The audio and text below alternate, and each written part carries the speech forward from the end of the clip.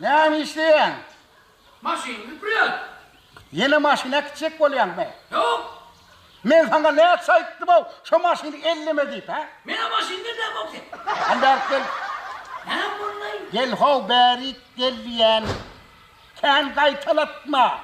Gel, gel beri. Ne bunlar bu Gel, çıkardı? gel. Gelliydin mi gel. Geldim de o. Ben ola. Hazır sana. He. Ne edip maşin oğlum olduğunu öğreteceğim. Ay şey delay kaçtınız kanka. Yoksa bu çıkarttan çünkü 10 çıkartı o yine düşsün. Oğlum çıkana geleteceğim. Yok falan var ki demin. Ey pekke! Maşini ağın elleme diye mi? Elleme del.